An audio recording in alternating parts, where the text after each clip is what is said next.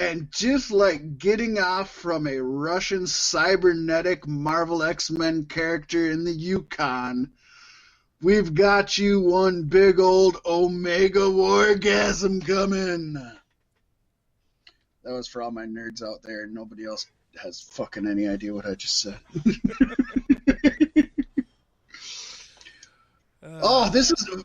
Paystee, this is the last show of the year. This is, and it's the first time we're talking about it on Beef Sticks Podcast because it fucking crept up on us. It did. Well, I mean, it is, December 31st right now, so you think we would have figured it out, but... It could be, I guess, depending on when you're listening to it. Right. Wait 20 days and listen to the show. I'll change the title. Wait 20 days. Yeah, this is it. I think everybody, even in these downtrodden and no traveling times, we've learned from experience. Between the Christmas and New Year's season, it's nigh impossible to keep a quality podcast going while also keeping a quality family life going. So, I mean, as shitty a podcast host that it makes us, we went for family life instead. I'm sorry. That's the way it goes. Hey, but for the record, I think this year we've had the least breaks of any year of Beef Sticks Podcast so far. Oh, and speaking of breaks, Paystee, did you hear that in the 2024 Olympics, breaking is going to be an actual event? I might actually watch a fucking Olympic event this in 2024. Breaking as in breakdancing, b-boy, and fucking nice. Move. That is badass. God, I might actually finally watch an Olympic event. I haven't for well over a decade. I mean, it's a lot harder to breakdance than it is to throw a disc, right? Oh, I'm telling you. I was talking to somebody at work, and they were like, why? And I was like, I don't know, because I'd rather watch that than curling. I just want to see somebody who specializes in breakdancing win other gold medals across the board because they're so athletic. Right? See them bust a move on the curling field. I'd like to see them on the old balance beam and the gymnastics. Is that the Summer Olympics or the Winter Olympics? It's 24. Remember I just said 24? Okay, so they're 24. What? It's 24. Summer? Let's put it this way, Paystee. 2020 was supposed to have a summer and or winter Olympics, but that got postponed until 2021. So it's not the one that's going to be in 2021. It's the one in 2024. Okay. Which is a thing. I don't know. I don't pay attention. I think it was supposed to be the Winter Olympics this year. I think it's winter. Summer Olympics. No, Summer Olympics this year. I think it's Winter Olympics, and I think it's supposed to be. Who knows? By the year 2024, it could be Space Olympics. Isn't it right? In Summer Olympics, isn't it Tokyo and Summer Olympics and Paris for Winter Olympics? I don't know. I really don't know. I don't do those things. I don't watch American football. I'm not going to sit and watch the Olympics 9 times out of 10. Okay, 2024 is Summer Olympics, and that is in Paris. Okay, makes sense, because why would you have breakdancing in the Winter Olympics? Except breakdancing on ice would be badass. You can do that. Well, because you can do it indoors, I think. I think most Winter Olympics ones are ones you can do indoors, aren't they? Maybe I'm making that up. I don't know. This is a wrestling podcast. It used to be. We're changing up the format. We're now Tokyo is the 2021 Olympics is Tokyo. There you go. All right.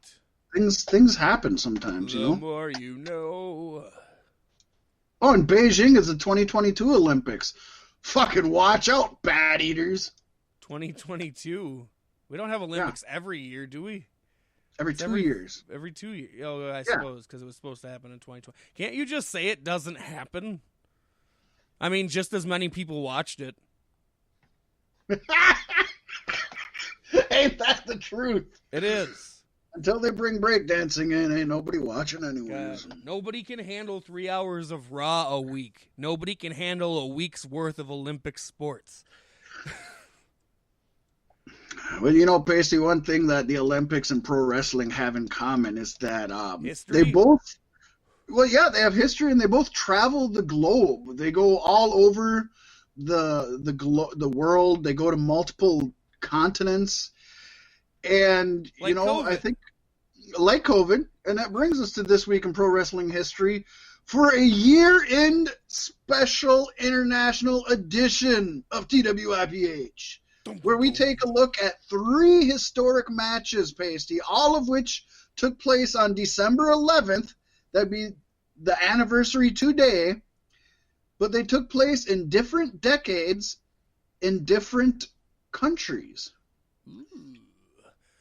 For the first, we head to East to 1975 Tokyo, when All Japan Pro Wrestling came to Budokan Hall for the first time ever.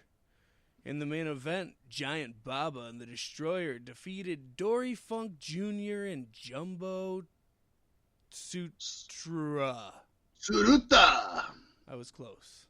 Jumbo Tsuruta. All Hall of Famers, no doubt. And if you think names like Giant Baba and the Destroyer are pretty generic, they might seem generic, but they got so much history and lineage. Feel free to check them out in your YouTube machine.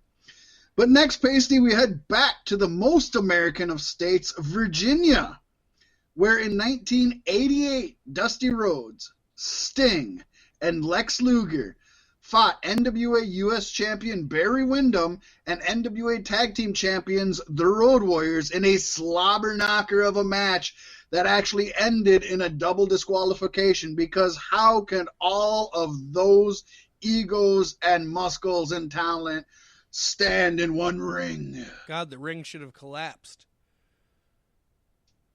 And finally, in 1999, we take a trip south of the border for AAA's Guerrera de Titans, War of the Titans, in Ciudad Madero, Mexico. There, El Messias defeated Dr. Wagner Jr. in a Domo de la Muerte Thunderdome cage match to win the AAA Mega Championship. Why the fuck aren't they suing WWE? Because they copyrighted They it. jacked it from the Road Warrior. Right. Domo de la Muerte actually sounds way better than Thunderdome. It really and I'm pretty sure it translates into Death Dome. Yeah, it really does. If you translate it exactly, but yeah, I like Domo de la Muerte. Head so good you die. Yep, you're damn right it is. That's some dome, baby. Should put some chrome on that dome. Oh, it is good. It's fun to look back at multiple generations and multiple countries and just hear some names, all over the world and throughout time. Names like Giant Baba, Dory Funk Jr. obviously stand out, I think, to most folks. Then you got Dusty Rhodes, Sting, Road Warriors. Come on, who doesn't know all of them? And then you bring that into even the turn of the century, 1999, still like El Messias, Dr. Wagner Jr. I think most people who know any Hispanic wrestling know those two names. They're huge names. Just awesome. And to think that on the same day such huge events could happen. Not on the same day at the same time, but in these different decades. Wrestling, man, wrestling. It's one of those things you're never going to find, like, in multiple decades on the same day on different countries where this football game happened that was so amazing. You know what I mean? Yeah. It's not going to happen. I don't Maybe care how big of a soccer. football fan you are. Maybe football. Football. They got some diehards. Yes. Fantastic. A little trip through time and across the world. And Paystee, you talk about diehards, man. There are some folks that it is the season with it being Christmas, man. Some folks died hard in the NXT Wargames 2020. I'm going to tell you what. Yes, they did. It was kind of an up and down, if you ask me personally. But to be honest, I think it ended up better than what I expected going into it. Yeah, I think it was more up than down, but I definitely get where you're coming from. There was some lackluster matches on this card for sure. There was some sleeper matches on this card for sure.